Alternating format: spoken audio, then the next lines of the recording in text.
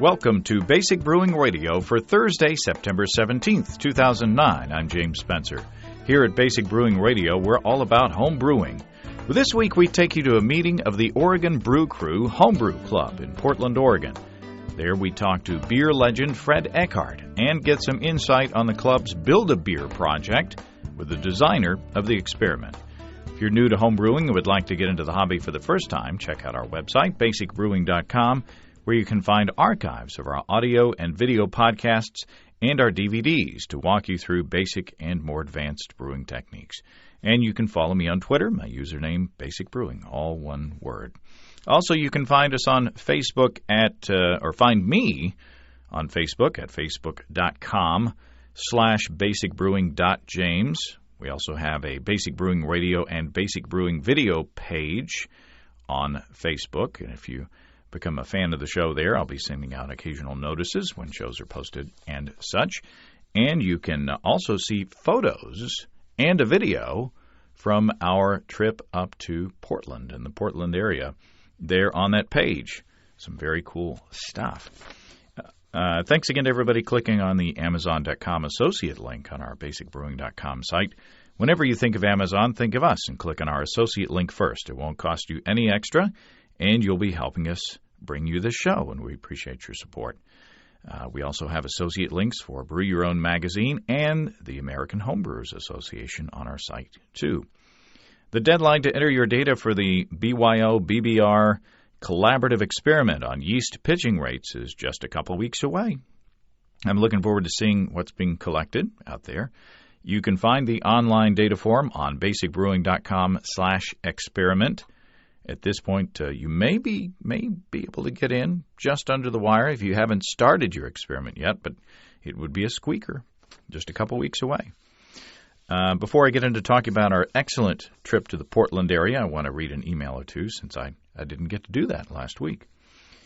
Jared from Downingtown, Pennsylvania, wrote with some thoughts about yeast culturing after hearing our show about yeast ranching. He wrote a nice long note, so I'll paraphrase a bit here. Jared says, I've been growing my own yeast for several years now. While not practical, it adds an extra element of do-it-yourself to the hobby, and it does save money overall. It costs me about $1.50 to make a starter, Jared says. I started out growing cultures on plates and slants, but since I have access to a negative 80-degree Celsius freezer at work, I decided to just bank my stocks there.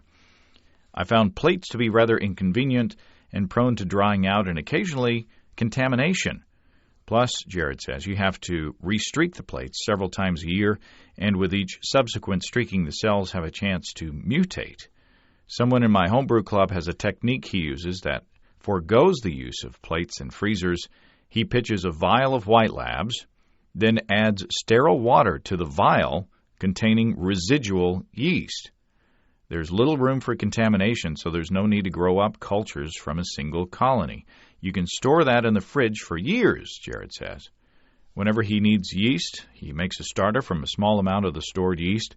If you then reuse the yeast cake 2 or 3 times, one vial can last 10 to 15 batches or more. Wow. Jared says a note on starters, 500 to 700 milliliters of a starter for 5-gallon batches underpitching. Based on some experiments I've done, that's underpitching at least 2 to 4-fold for a 1050 specific gravity beer. I couldn't find any data online on the cell density of starters grown from single colonies. Everything was for smack packs or vials. I monitored Y-yeast 1056 yeast growth in 800 milliliter cultures in 1040 wort, started from 5 milliliter cultures. The cultures were bumped up to 50, 200, and 800 milliliters over the course of a couple weeks. Jared says I grew them either by intermittent shaking or on a stir plate and counted the number of cells per milliliter after the cultures finished growing. The stir plate culture had a less fruitier aroma, a little more acetaldehyde flavor, and didn't flocculate as much as the shaken culture. That's interesting. Interestingly, Jared says after being in the fridge overnight, The stir plate culture still had cells in suspension, while the shaken culture flocculated 90% or so at room temperature within several hours. Most importantly, the stir plate culture yielded significantly more cells. Averaging several experiments, I averaged 90 to 120 million cells per milliliter at around 95% viability. For the shaken culture, I had 48 to 50 million cells at around 95% viability. Interesting. Jared says, one more note on scaling up starters.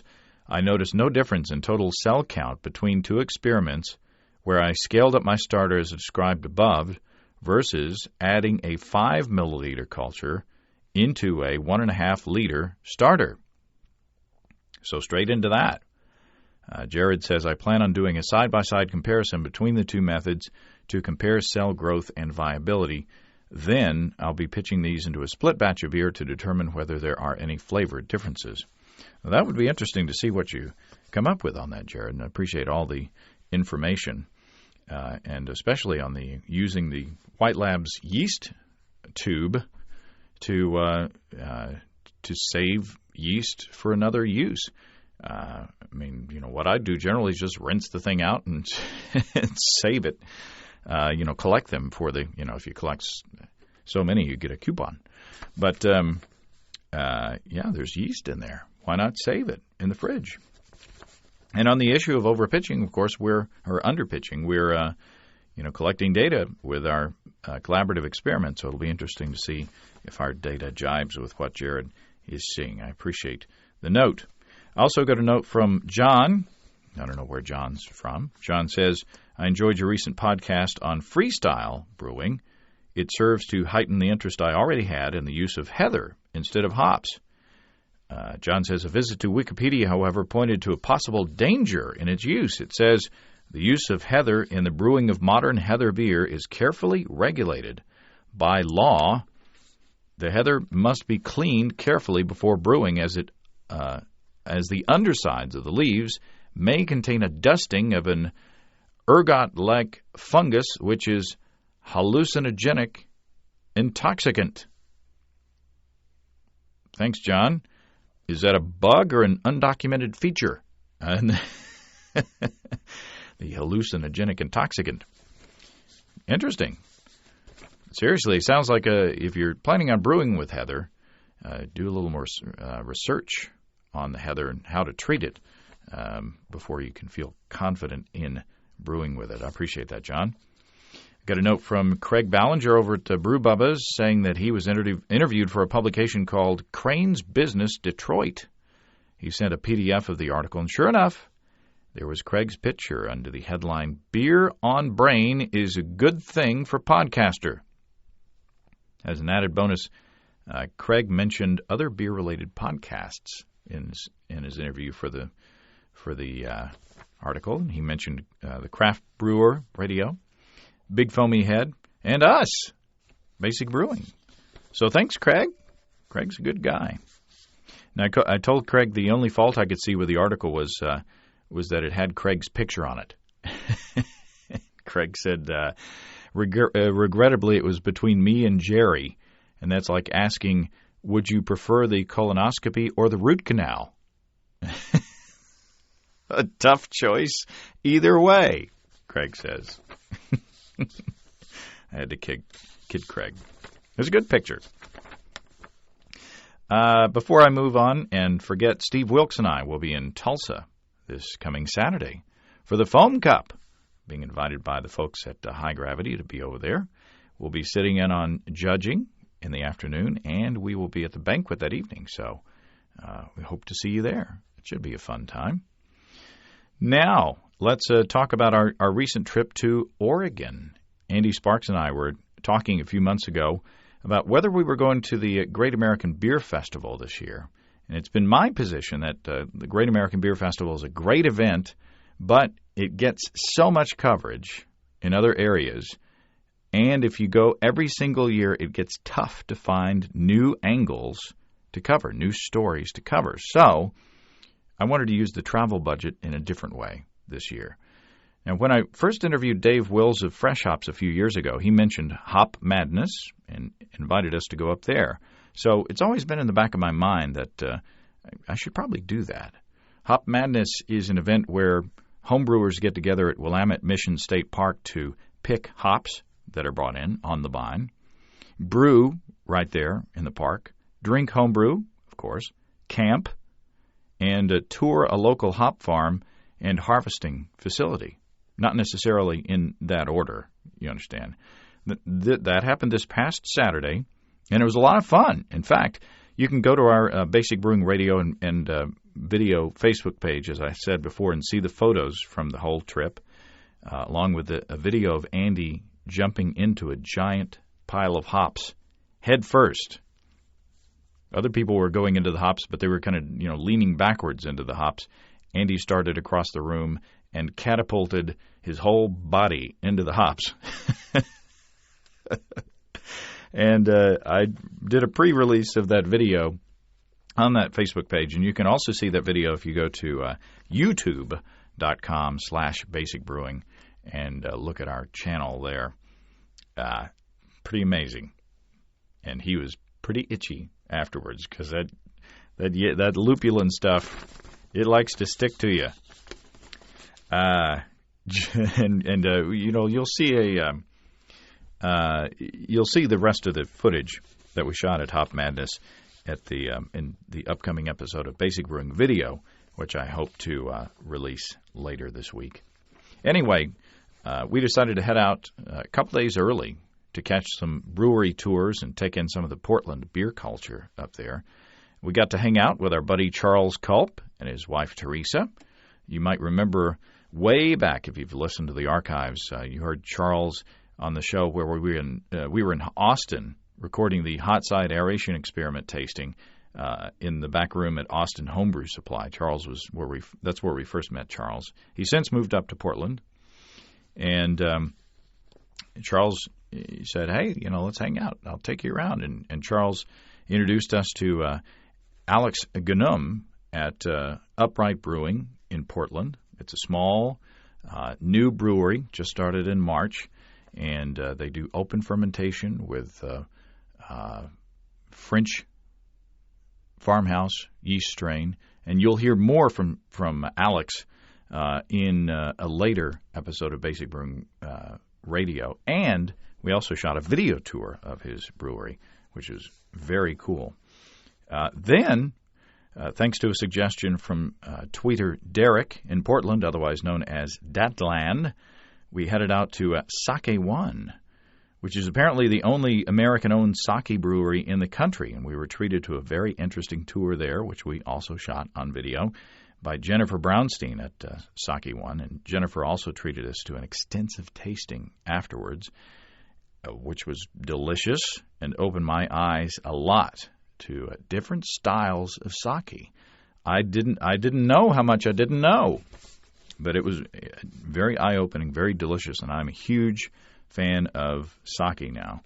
So we did a lot of things, and to kick off our trip, after announcing that we were headed that way, I got an email from Josh Blinder, who's the communications guy for the Oregon Brew Crew, and he said that coincidentally, the club was meeting on the evening that we were arriving in town, so he invited us to come down for beer and brats, and who could turn that down? Not us. And by the way, Josh says he listens in his car with his kids on Thursday morning. So hi, everybody. Tell your dad to drive carefully while he's listening to his name on the thing. So thanks very much to Josh for inviting us down there. Andy and I had a lot of fun tasting the home brews, of course, and meeting the brewers. And there was a brewer named Mike there who had an awesome cantaloupe wheat beer, by the way, which has got me thinking along those lines. But in and amongst the homebrewers was Fred Eckhardt, who's been writing about beer and brewing since 1969. And I've gotten emails over the past few years from listeners who've said, you need to talk to Fred. He's a legend. And so after the meeting in the back of the F.H. Steinbart shop, we cornered Fred for a short chat. And there's kind of Well, Fred, thanks for talking to us. And I wanted to talk to you about, this is the first time that Andy and I have been in the Portland area, and Portland is a very significant area in the beer scene and the home brewing scene as well, right? Yeah. Well, we have 30-some breweries inside the city limits, and we have a lot of interesting beer types. But what we have that fixed it, that made it possible, is that some of our people in the beginning of all this, way back in the early 70s, went down to Salem, state capital, and they talked to people down there in the legislature. They got something through that nobody else had the good sense to do, and that is they passed a law that said small brewers with brewing 13,000 barrels a year, less than 13,000 barrels a year, I think, would be able to actually distribute their own beer, A, or B, they could open a brew pub, one or the other. They couldn't do both, one or the other. Which then the McMenamins decided to do brew pubs, and Carl Ockert up at the Bridgeport decided to do a brew pub. The Widmers decided to self-distribute, and it got the things going. And now there are states that still don't have that. The law in almost every state in the union requires that you have to have a middleman, and we do here, but only at that many thousand barrels. And this is this is what made it possible for us to do as many different kinds of beers we have. We got, like Hair of the Dog. How did they start? They started simply by brewing small amounts of large caliber beers, heavy caliber beers. And where could you start a brewery like that on the planet? Only in Portland, Oregon. No other place. And nowhere in Europe could you open a brewery which made only strong beer.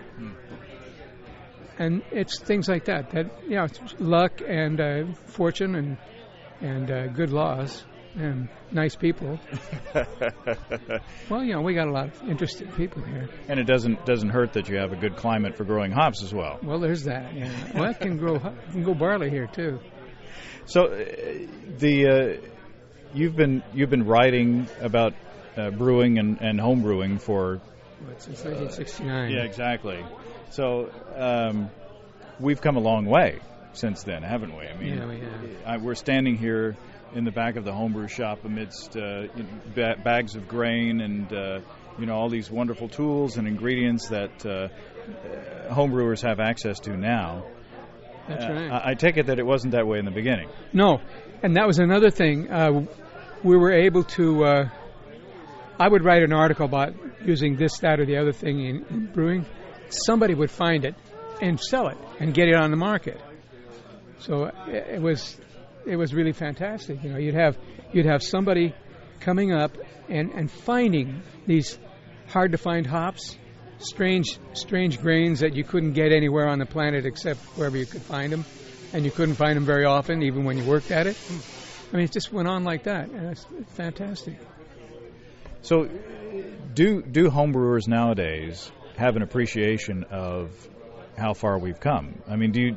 I talked to Charlie Papazian about the early days of the kitten kilo, basically, the blue ribbon malt syrup, and he said that he didn't know hops were green, the first few years that he brewed, because they're all brown and crumbly by the time they got to him. So, we're kind of an embarrassment of riches here in the homebrewing community. That's true, and we've got a large group of educated people.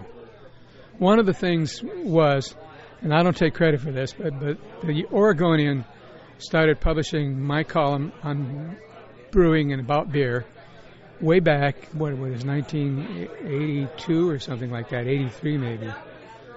And then we started having an educated group of people. And then I would go to the brewers and I'd say, I got to have a column this month, and you're going to have to brew something interesting. I go around twisting arms and getting them to brew strange stuff.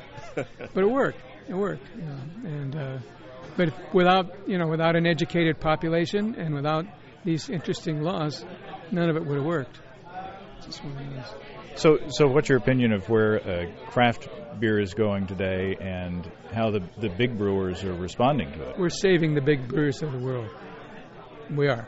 Not the Bud Miller gunk. Those people. No, we're saving the rare, strange yeast forms and things like that across the United States. The Bud Miller Coors group have taken that pale crap of theirs into the far corners of Europe and the world, and they're killing off small local breweries. They're not managing that in this country because we are expanding. We got a lot of people interested, and when you get a few people interested, pretty soon somebody else says, "Oh, wow, I didn't realize that." Another thing, Widmer was the ones here that started brewing a really interesting beer. They call it Widmer Weizen, and it's a wheat beer, an American version of the German style. And it was interesting because they were able to get people to try this beer. Okay, now I'm in a bar. Okay, all the beer around me is light, pale. Here's somebody drinking one with a strange-looking glass, a cloudy beer, and a very thick head. What's that?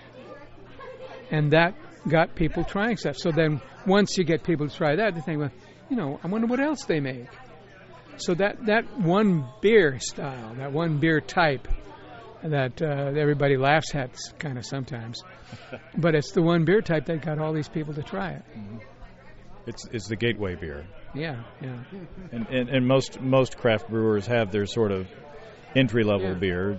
Right. New Belgium has Fat Tire, but then they do Lawfully as well. You have to give credit to Jim Cook in New England. He was brewing good beer, and in this country, if you can't find a good craft beer where you live, turn around and go to another place because you can probably find the Jim Cook's brew. I can't think of the name of it now. Oh, the Sam Adams. Sam Adams, there. Yeah. You can probably find a Sam Adams. Yeah.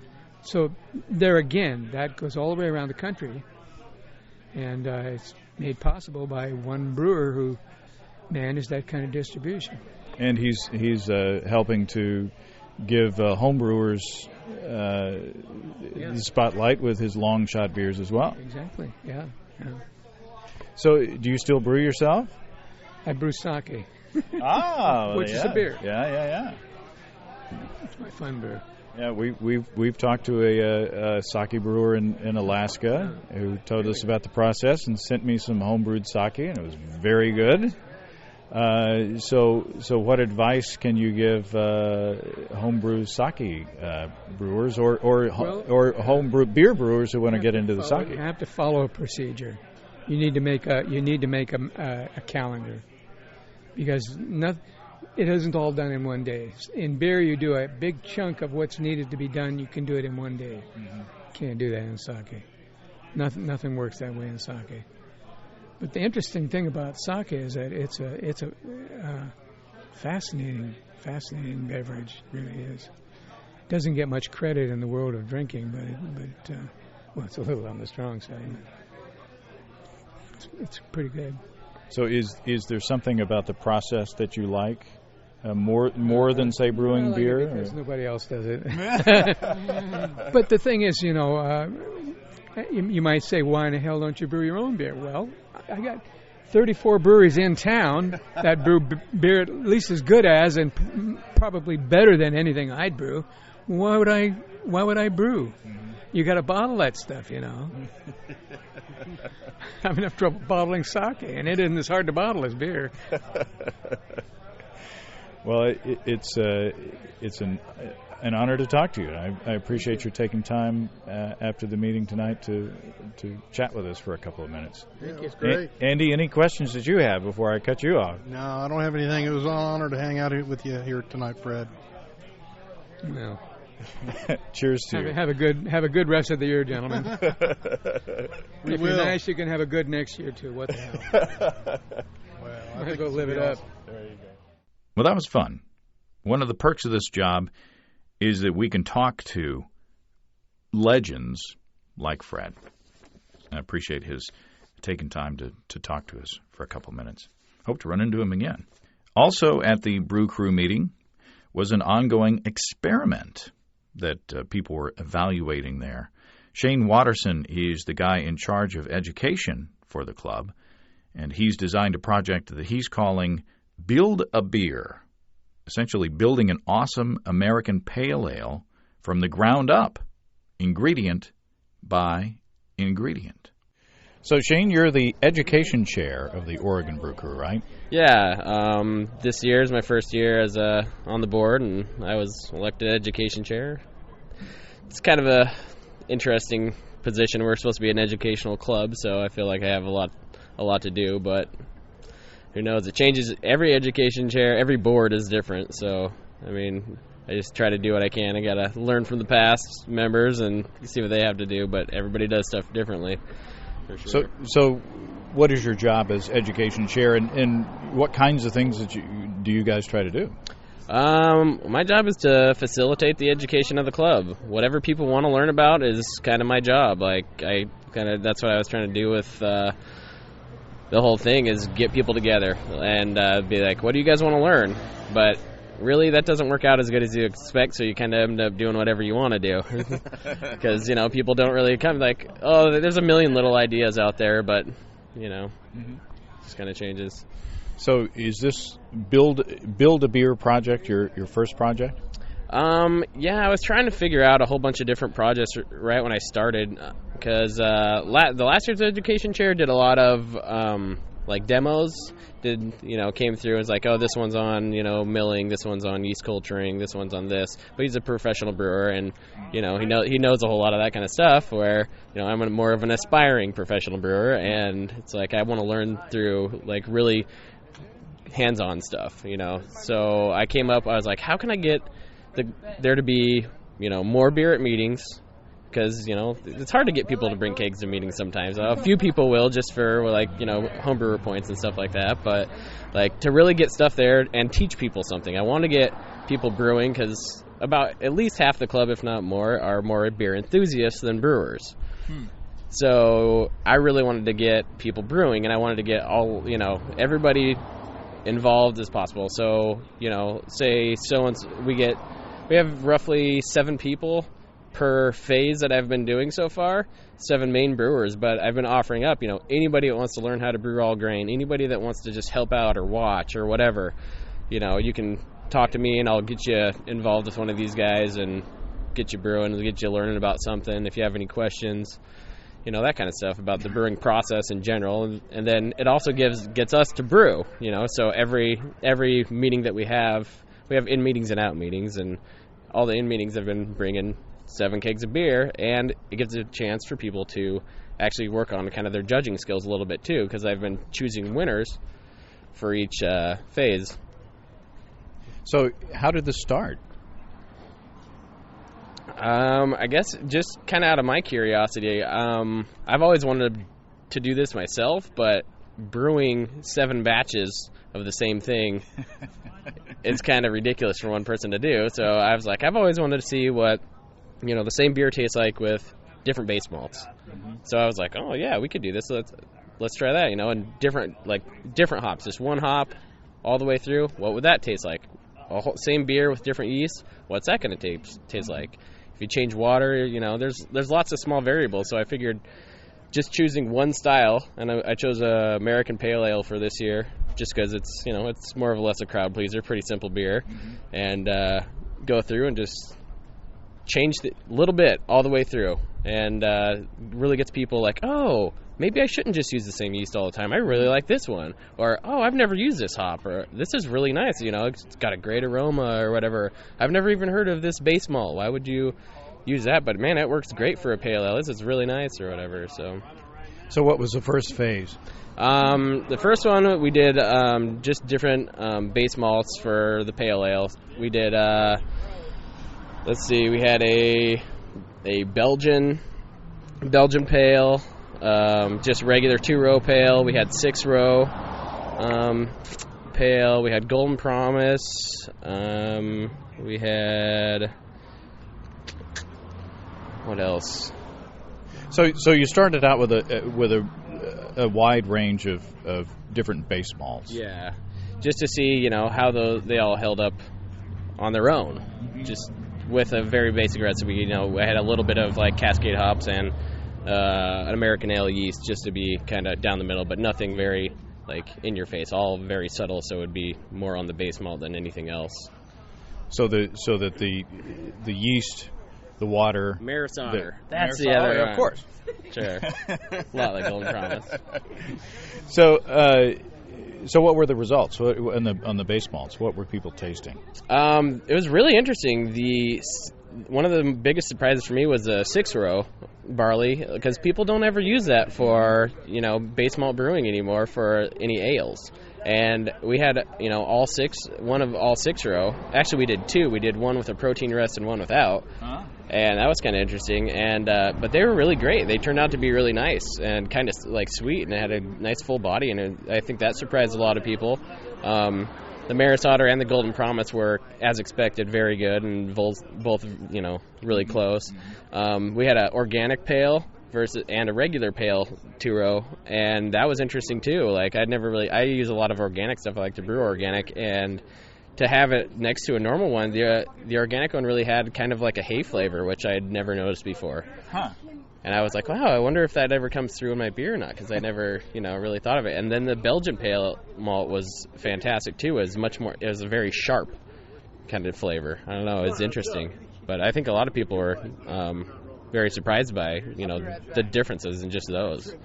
So when you say the organic had a hay flavor, was it a positive hay flavor or was it a negative hay flavor? Well, it could go either way, really. I mean, it could easily be hidden, but I think, right off the bat, it was a little like, oh, whoa, that smells like hay. I don't know if that's what you want in an American Pale Ale necessarily, but I was kind of surprised by it. And I don't know if that's brewing process or if that was, if all of us brewed with that, would it have been the same? But I definitely, right next to each other, was able to notice that kind of stuff. Huh.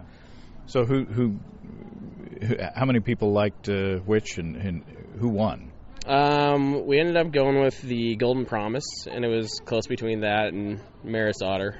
Those are the two that fought it out for that. Kind of as expected. We sort of thought it might. Oh, we also had a Pilsner malt in there, too, that we used, which was kind of interesting. But that one was kind of surprisingly decent for a pale ale. A little too light, but, it was kind of nice, too.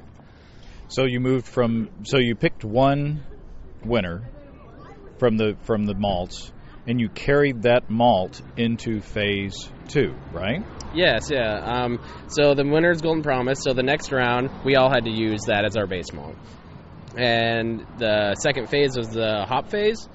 And we singled out hops, and we just wanted to try to profile them. So we did what would be in an American Pale Ale, and we used like the 3 C's and Chinook, Cascade, Centennial, obviously, and we used Willamette and Nugget. And we wanted to use Simcoe's, but we couldn't get Simcoe's, and I think we might have had something else in there as well. But they also ended up being very interesting, people. Oh, we had Amarillos in there. Yeah. And so was it surprising to you the difference in the characters between the different hops? Yeah, it's actually throughout the beer. Again, it's a lot of it's probably processed, but noticing where at the beginning, the middle, and the end when you're tasting it, it was different. Like some of them had a nice smooth beginning and like a big middle, and then maybe a quick end, or some of them faded into more of a harsh end, and it was kind of interesting. And that also with aroma too. We dry hopped them all, so they all had right in the face this is what this hop smells like, but this is also what this hop tastes like throughout the entire beer.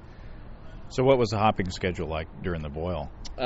We did a small amount at 60 minutes, a small amount at 30 minutes, a little bit more at 5, and then did a half an ounce or an ounce for dry hopping. So fairly basic. Nice. This whole project is right down the middle. If you look at the specs on it, it's 1052 starting gravity, that's right in the middle of an American Pale Ale. The color is about 7. Your IBUs are 37 to 42. It's really a right down the middle. You can't go wrong with it kind of beer. It's gonna be a crowd pleaser. So who won the hops? The hops ended up being Centennial and Amarillo. Mm-hmm. They both won, with Cascade being a very, very close third. Huh.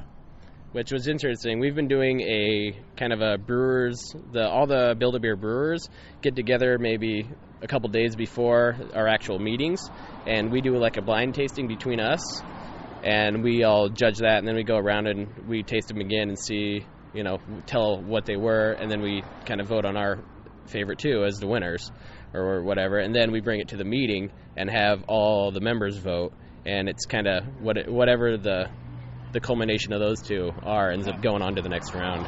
So are you guys, as the brewers, are you close to the general consensus and opinion? Yeah, it seems. I was kind of surprised. I didn't think, necessarily that everybody would be able to try at the meetings, because it's kind of hard to get a little chaotic and there's a lot of people. Be able to actually try all of them and have any kind of thing, because it's not next to each other necessarily. So they'll go through and they'll be drinking throughout the night and blah blah blah. You wouldn't think they would get it, but really it's been. We've got really good palates around here. Well, you should. You're up here in hop country, That is true. So then the third phase is yeast, and you're doing the tasting tonight. Yeah, and it seems to be going pretty well. We had one of them I was really excited to try. Wasn't able to come through. We had some problems with the keg, actually, so that's too bad. It's Dave's Fave 50. Which is a special one from my yeast that just kind of came out, or Denny's Fave 50, and we didn't get to try that one, but we've got American Ale, American Ale 2, Northwest Ale, Scottish Ale, London ESB, and Belgian Ardennes, just for fun. Huh. And again, were you surprised at the differences between the characters of the beer?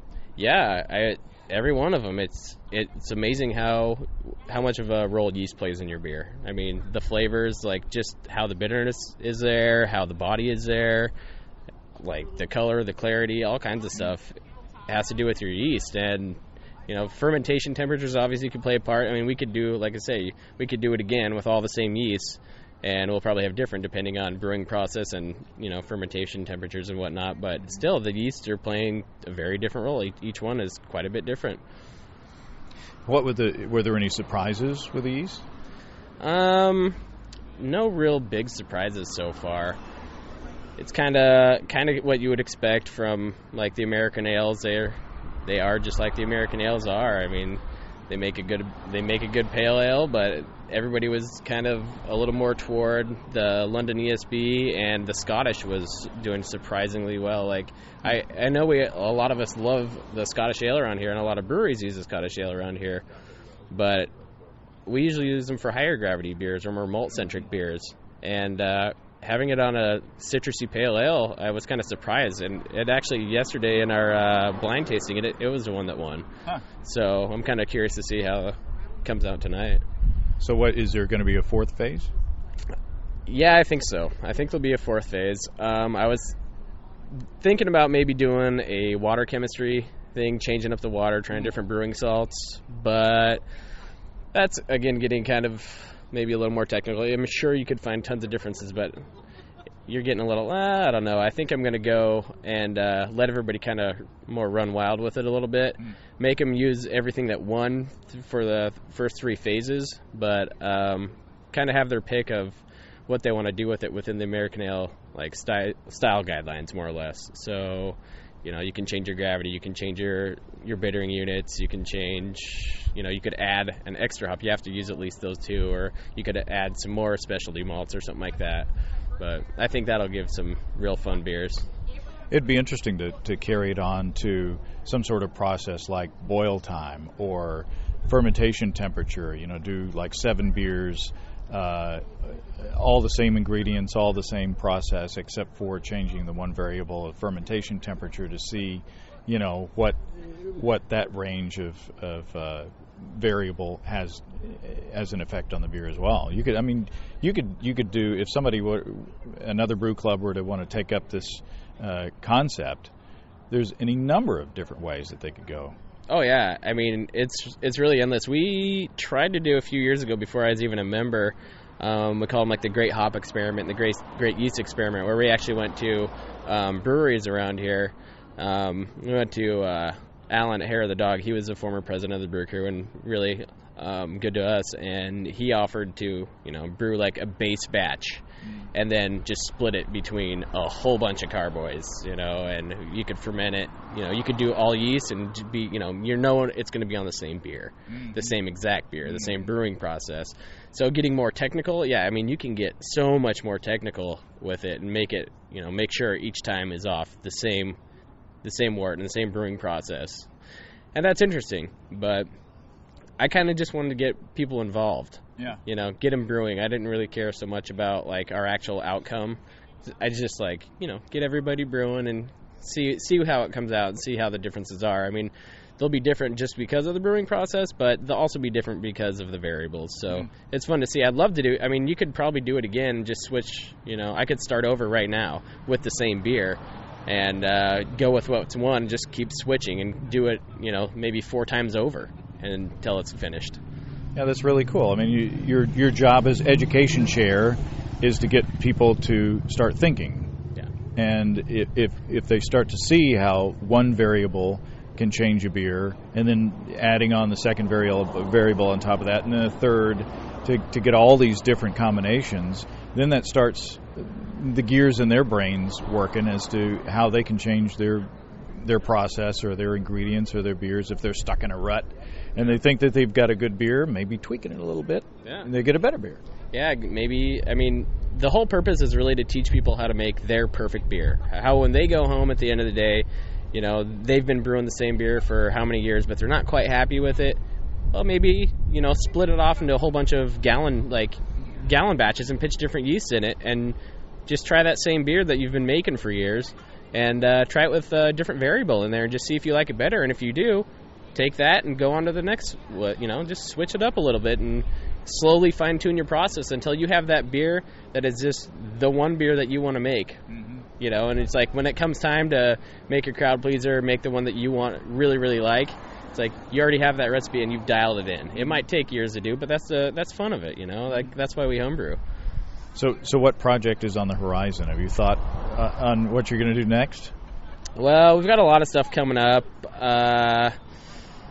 I was trying to work on maybe a small teams challenge to get a little more competition involved, get some people maybe have one beer style that they have to do and then have teams do it, or maybe have the idea came from actually another member saying some brewery did this a while ago, and I guess it was kind of like accidentally how Imperial IPAs got started. It was kind of like a game of telephone. One of them's like, oh, I want you to try to brew this, and they thought something else. So kind of doing it maybe brewing a beer with 3 people involved, but not having them be directly involved with each part. So one person's like, oh, I want you to make this style and use these ingredients, and then another guy makes the percentages of the ingredients and passes it on to whoever brews it actually, or something like that. Who knows? Well, that sounds like fun. Yeah. And again, it's the reason we're in this hobby is because it's fun, because it's a lot of work. It's a lot of work, but it's fun work, right? I mean, you wouldn't spend 5 hours brewing beer if you didn't like it. That's right. And the fringe benefits are wonderful. Yeah, they are that. Well, Shane, I appreciate your taking the time, and I admire your work ethic in taking as much interest as you have in your post. Hey, thanks a lot. It's very nice meeting you. Well, thanks to Shane and everybody at the Oregon Brew Crew for the hospitality. Another interesting guy we met out there was Michael Brown, who produces a local show called Beer TV out there in Portland. Always fun to meet other beer-oriented producers. He was also at Hop Madness as well. And after the meeting, Josh Blinder took us to the Green Dragon nearby, where Andy and I sampled some of the local commercial fare. Again, very tasty stuff. What a great time. And there's more to come about our trip to Portland on Basic Brewing Video and Basic Brewing Radio, so stay tuned. And again, thanks to everybody for the friendliness and the hospitality and making us feel welcome up in Portland.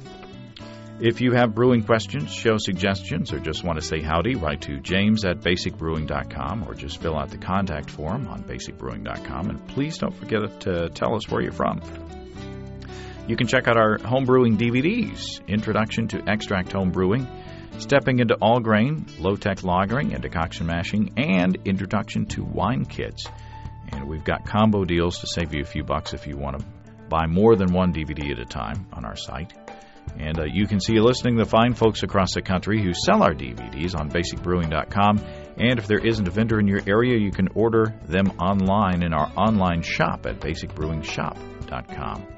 And remember, we have shirts, different colors, a new shirt to come out soon. Stay tuned for that. Thanks to everybody who's continued to click on our Amazon.com link. We appreciate the support there. Our featured products this week that were purchased through the link are Here Comes Science from They Might Be Giants. Very cool. And The Ghost and Mr. Chicken, which is one of my favorite movies growing up. Gotta love Don Knotts. Attaboy, Luther! Thanks again. And remember, I can't tell who bought what, so no worries there. Just click on the Amazon.com logo on our site the next time you feel like Amazon shopping, and we appreciate your support. And don't forget, you can also join the American Homebrewers Association through the associate link on basicbrewing.com, and you can also get a free issue of Brew Your Own magazine through another link on our site, so check that out. Well, that's all until next week. Until then, thanks for listening. I'm James Spencer. Production help for Basic Brewing Radio and our website is provided by our buddy Kelly Dotson. Basic Brewing Radio is a production of Active Voicing. We'll talk to you next time, everybody. So long.